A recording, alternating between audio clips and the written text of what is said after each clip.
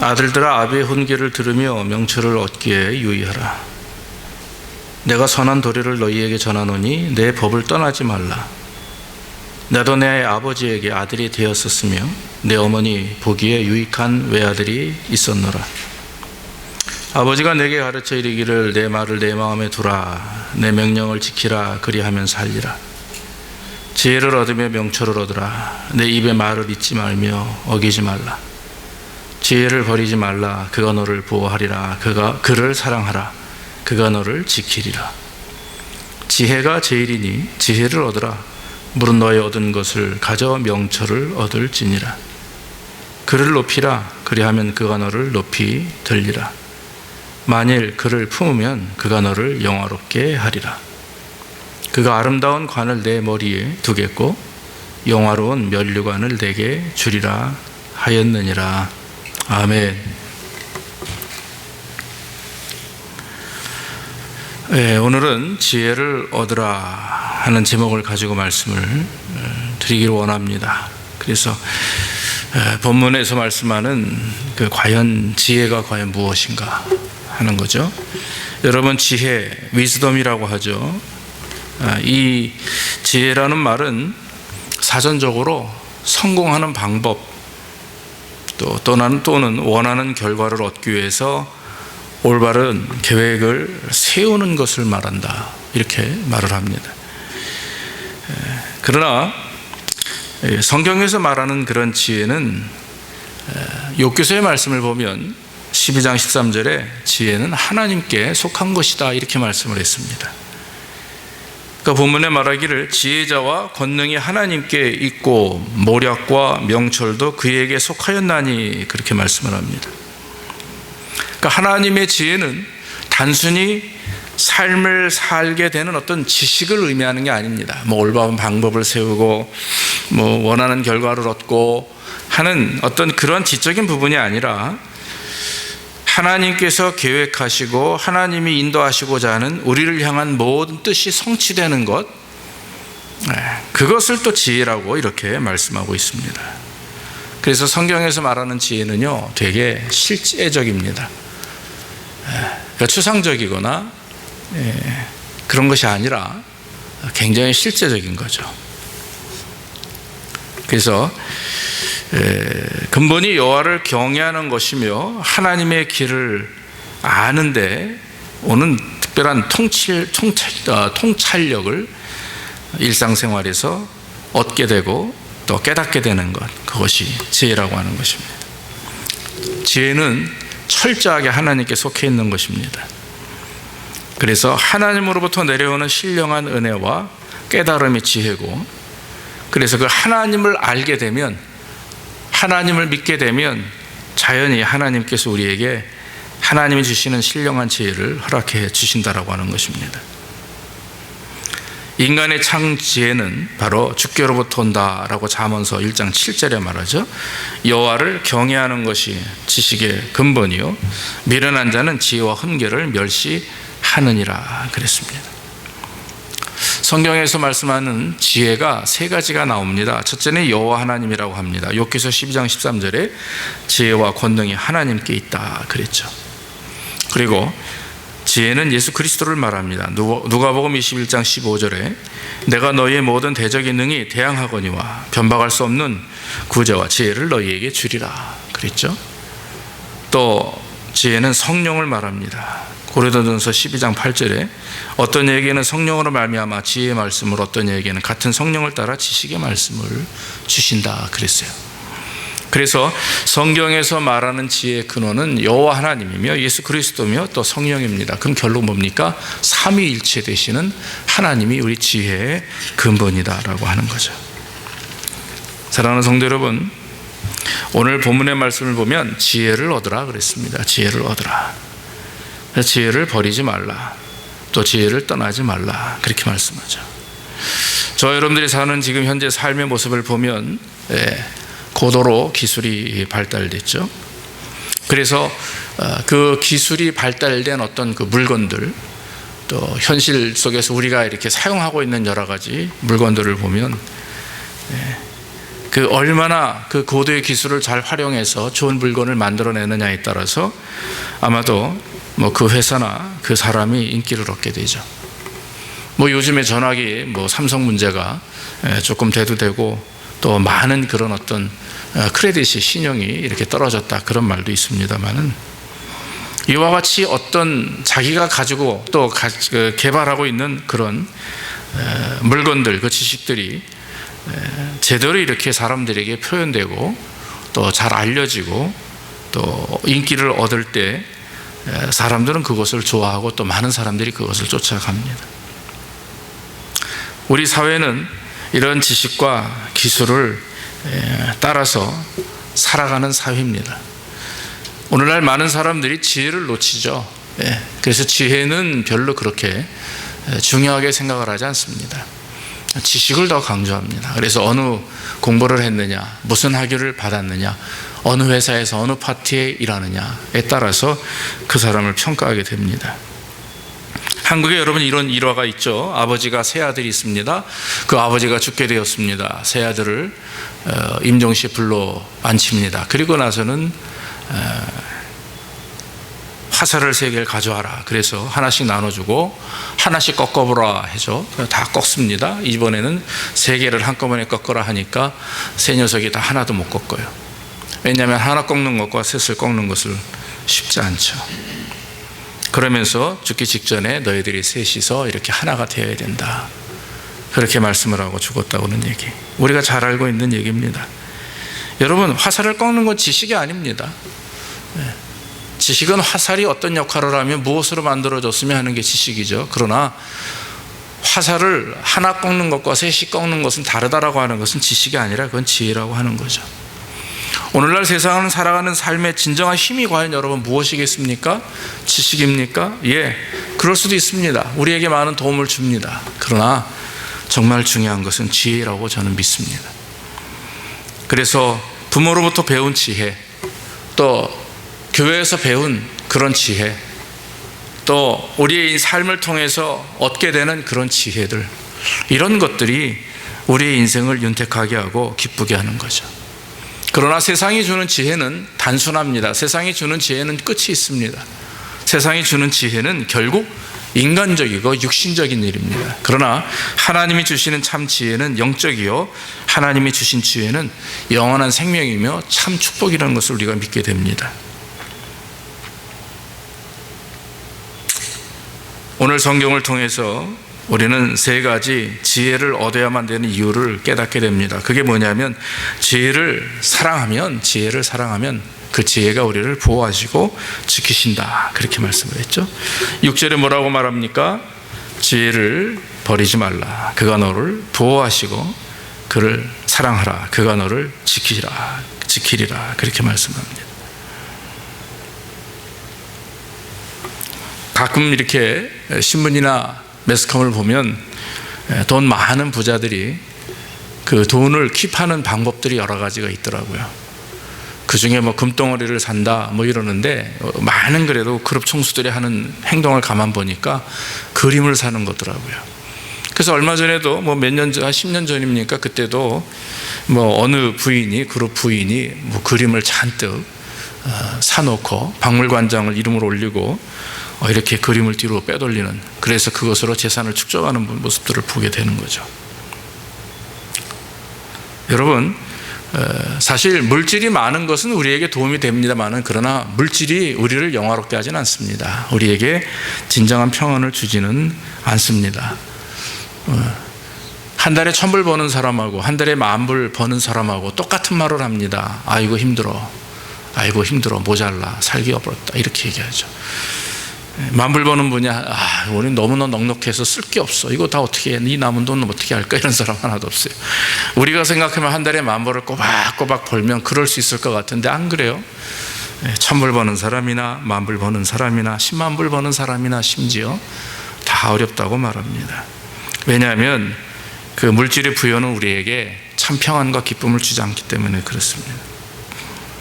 어떤 철학자가 이렇게 말을 합니다. 현대인들은 지식을 가지고 단 한 가지, 즉 마음의 평안과 영혼의 평안을 제외하고는 무엇이든지 다 할 수 있다. 바꿔 말하면 뭡니까? 지식은 마음의 평안과 영혼의 평안을 만족시키지 못한다 하는 말입니다. 누가 그런 말을 했습니다. 현대인에게 4가지 불안이 있다 그래요. 불안함. 첫째는 죽음에 대한 불안입니다. 두 번째는 실패에 대한 불안. 세 번째는 인간관계에서 오는 불안. 그리고 네 번째가 악이나 죄에 대한 불안이라고 하는 거죠.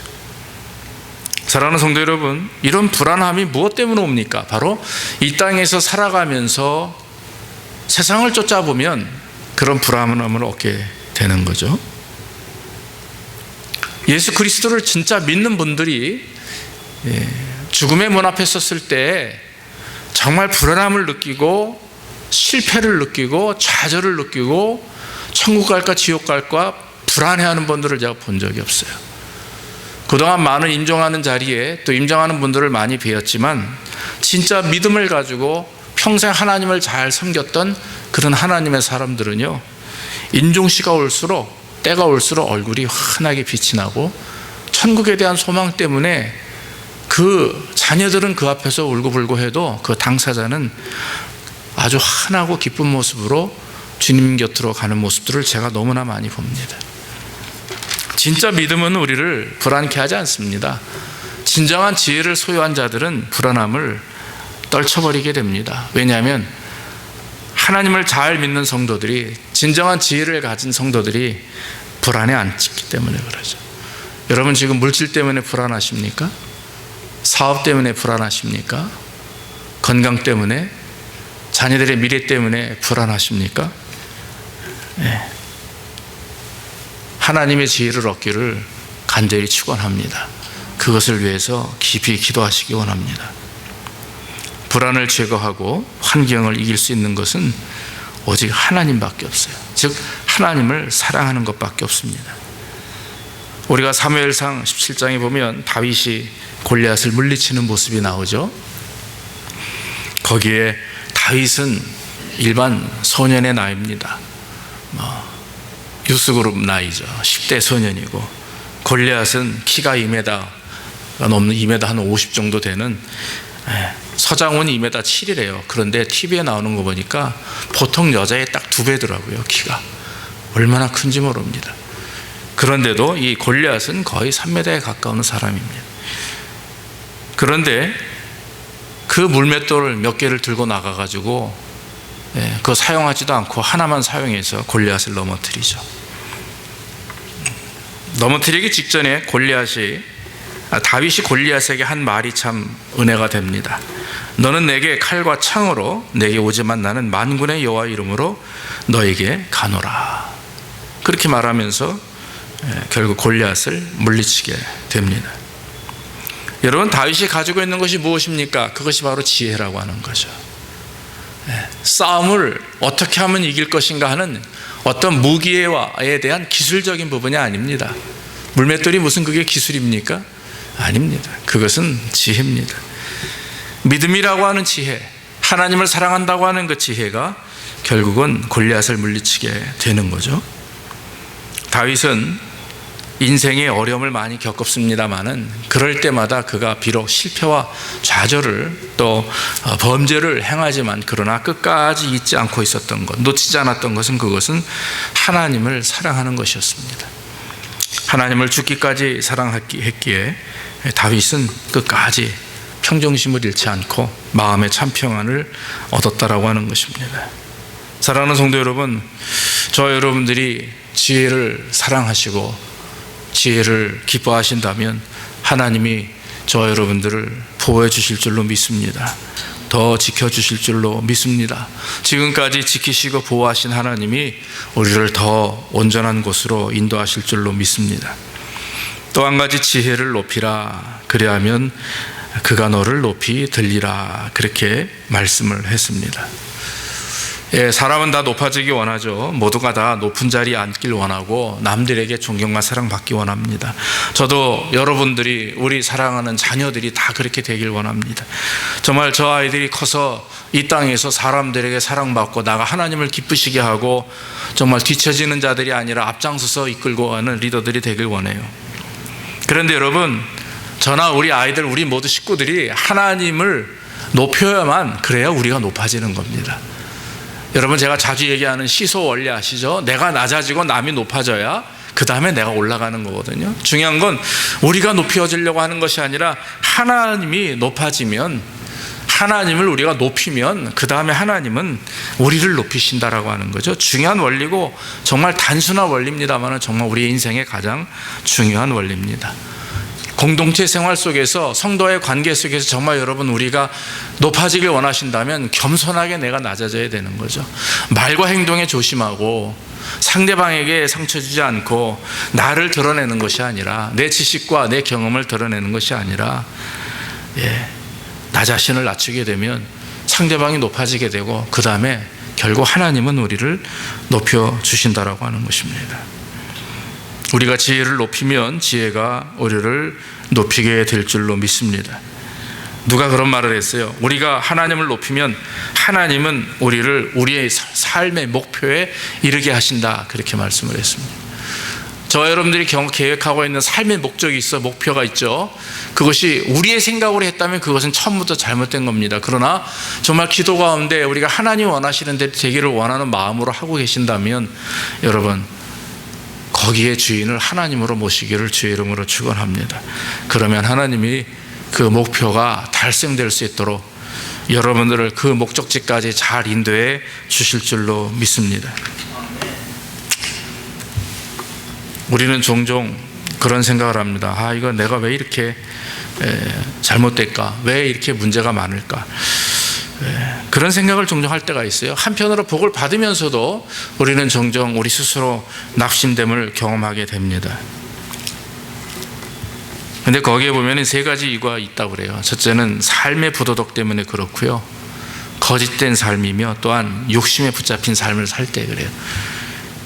부도덕하거나 거짓되거나 그 삶이 욕심이 우선되는 삶이라면 절대로 그런 하나님 앞에 온전한 지혜를 얻을 수 없다라고 하는 것입니다. 한번 여러분들이 또 우리가 사실 무엇이 부도덕하겠어요? 무엇이 거짓되겠어요? 무엇이 사실 욕심되겠어요? 그러나 가만히 돌이켜 보십시오. 그러면 아마도 이 세 가지가 적어도 하루에 하나씩은 걸리실 거예요. 저도 그렇고요.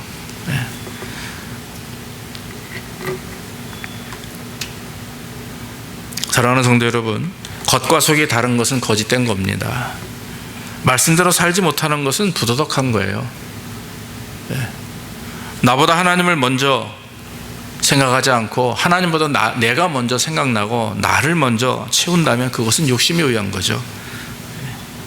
그렇기 때문에 우리가 정말 하나님이 주시는 대로, 하나님이 주시는 그 높음을 우리가 경험하기 원하신다면 우리는 여러분 매 순간마다 온전히 서야 됩니다.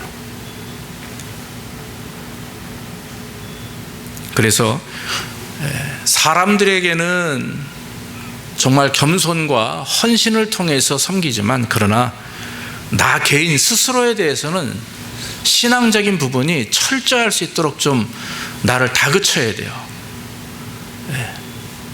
날마다 나를 말씀으로 쳐서 복종시킨다라고 하는 바울의 고백처럼 저 여러분들이 이제는 내 자신에 대해서는요 굉장히 좀 이렇게 다그치고 뭐라고 해야 됩니까?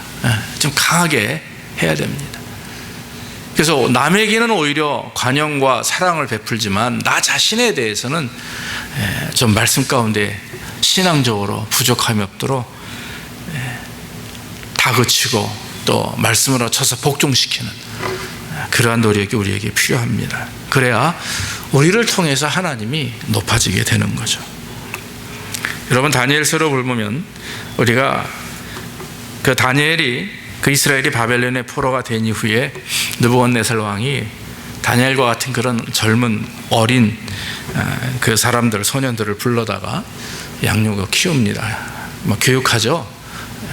그러면서 다니엘이 몇 가지 제안을 하는 모습들이 얼마나 귀한지 모릅니다. 다른 사람들보다 자기와 그 새 친구에게는 식물만 달라 얘기했고, 얼굴에 광채가 더 나는 것을 보고 환관장이 놀라죠.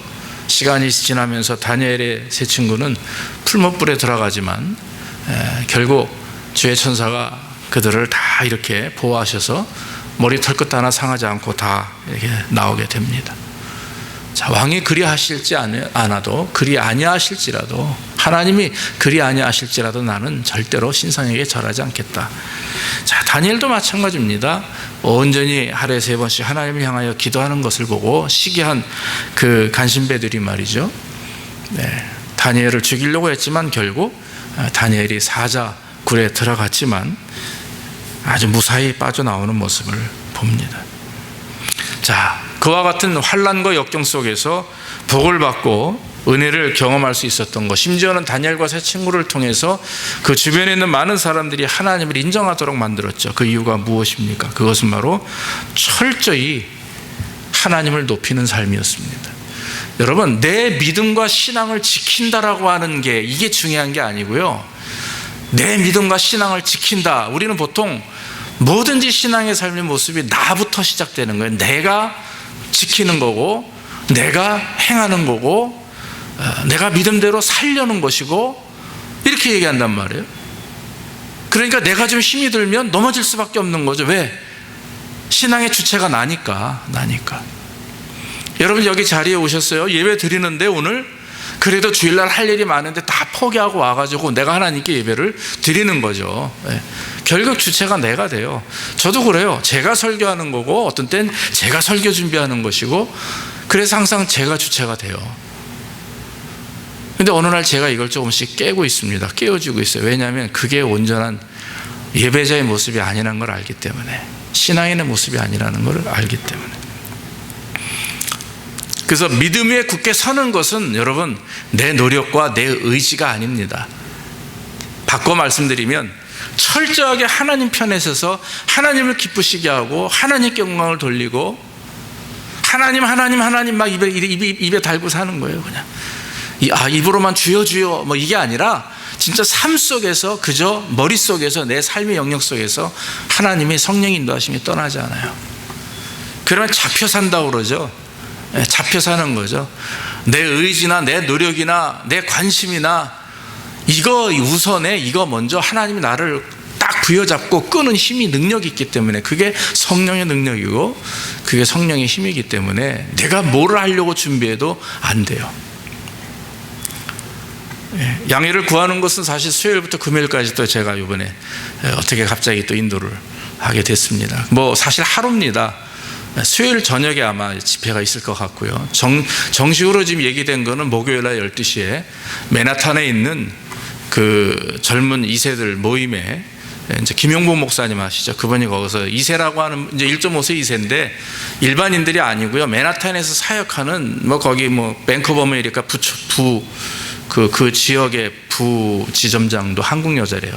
뭐 그런 분들하고 막 20여 명이 모이는데, 거기에 이제 30분 설교를 부탁받았고, 그날 저녁에 이제 목회자 세미나 인도를 하게 되고, 금요일 날은 사실 제가 4시까지는 여기 와야 됩니다. 근데 비행기표가 없어가지고 밤 11시 반에 도착하게 됐어요. 그래서 예배도 그렇고 금요일 날 예배 강의도 제가 캔슬할 수밖에 없게 되었습니다.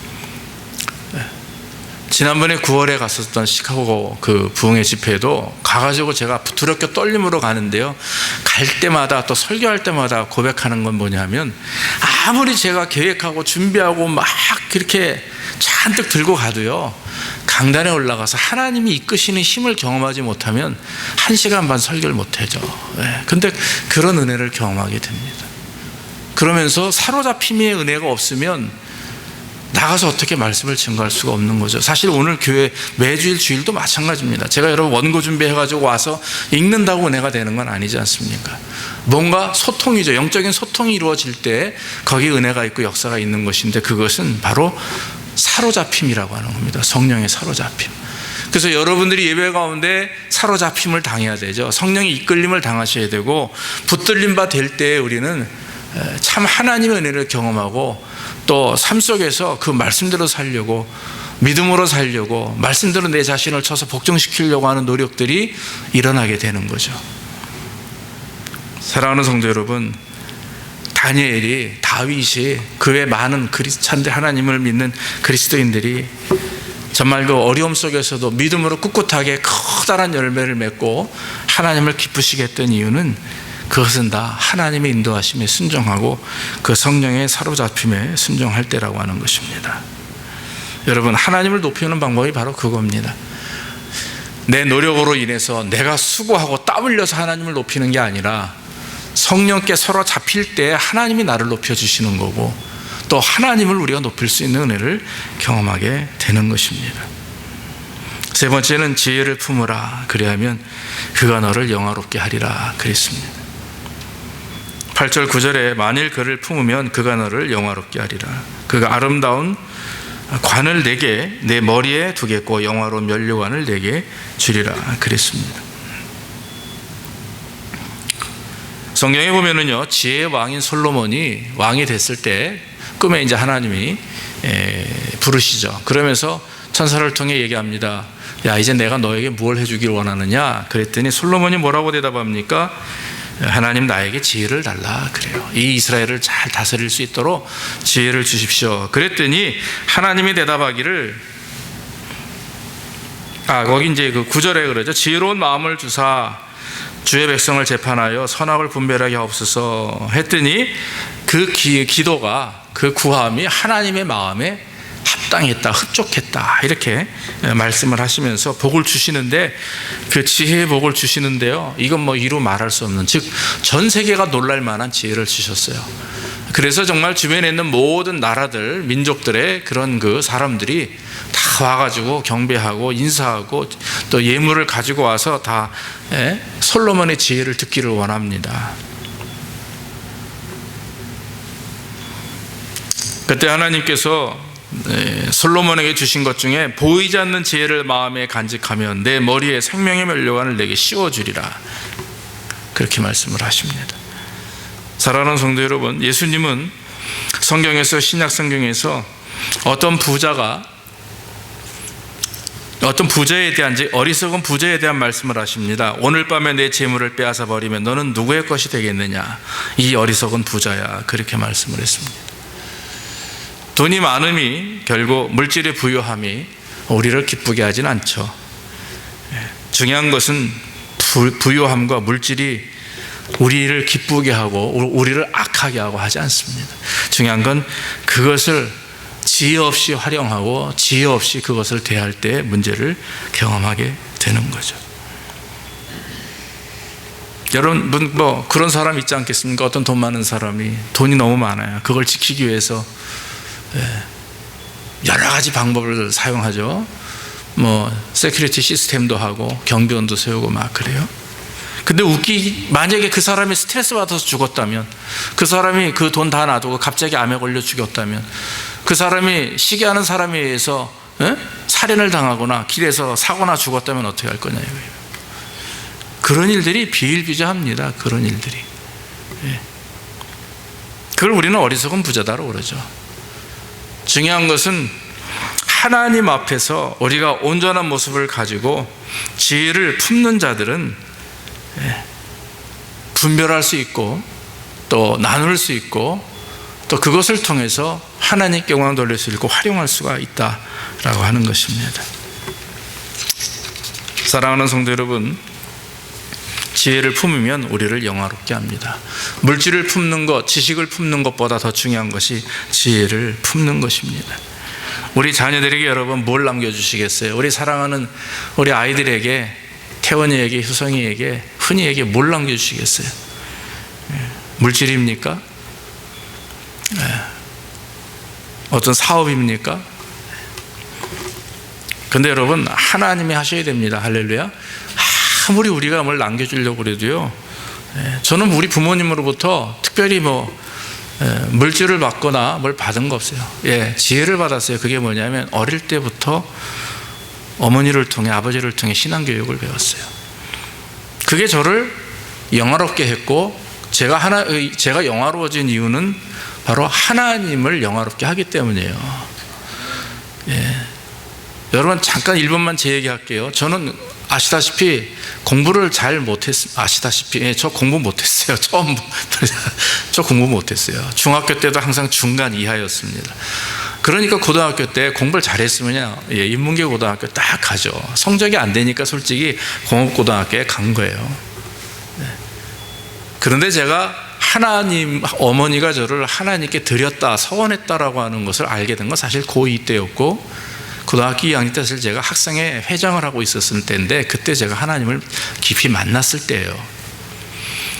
근데 이제 뭐 이런저런 이유로 해서 어머니가 저에게 그때 말씀을 하신 거죠. 어머니도 잊어버리고 있었고요.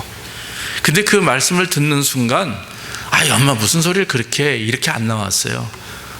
그런가? 진짜 내가 가야 될 일이 이것인가? 이런 마음에 어떤 쾅 하고 이렇게 부딪히는 그런 경험을 했죠. 사실 그때 저는요, 미술을 공부하다가 고등학교 갔기 때문에 제도 대회 있지 않습니까? 고등학교 대회 이런 데 가면 제가 상 많이 탔습니다.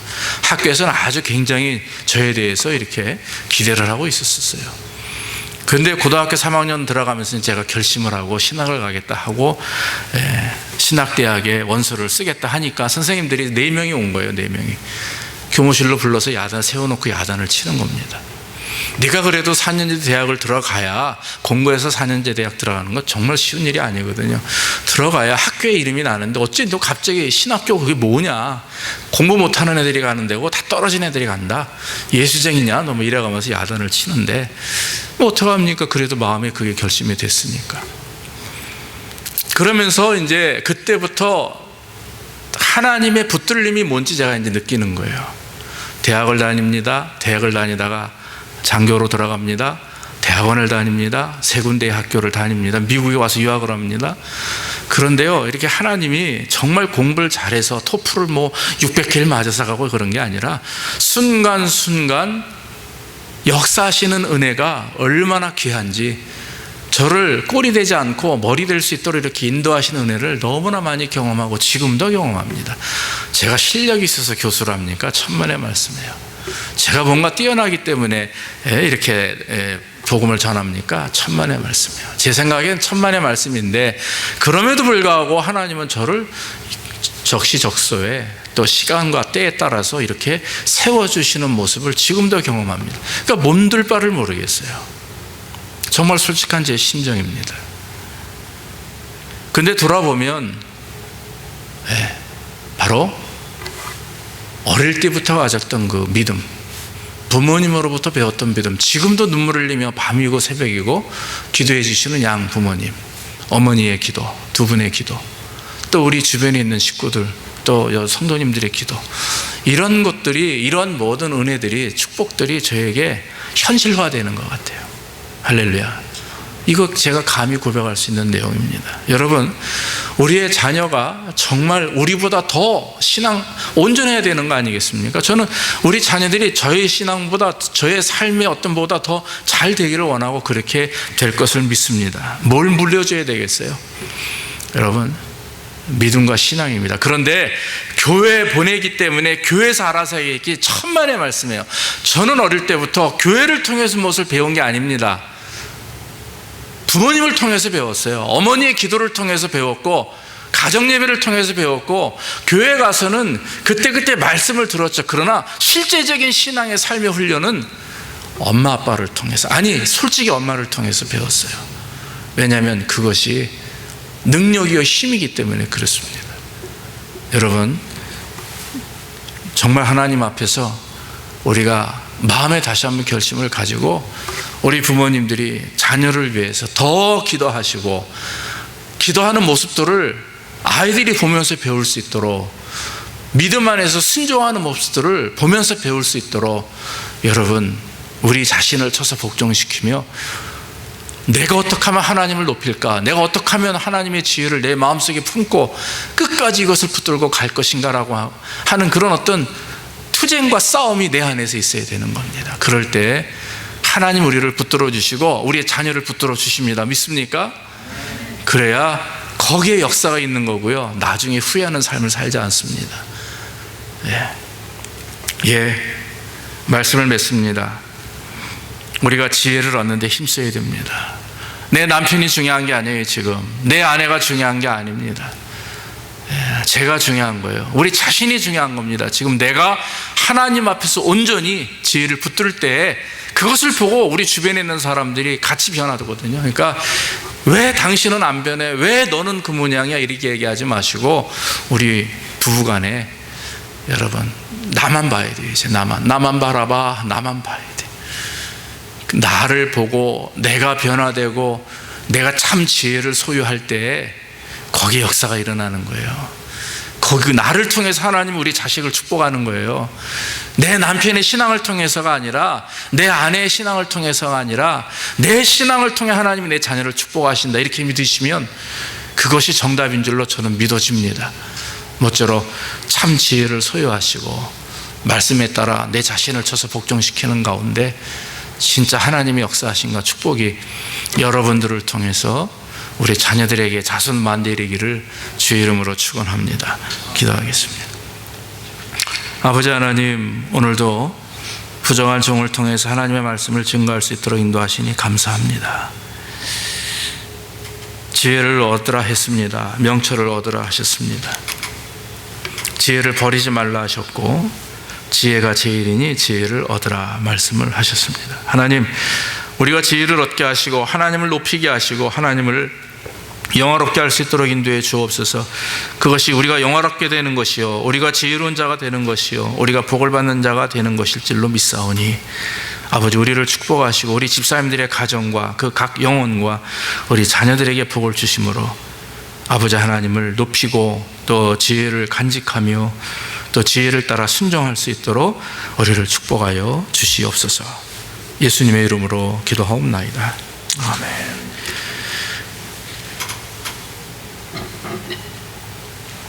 우리 446장 찬송하시면서 예물 드리겠습니다.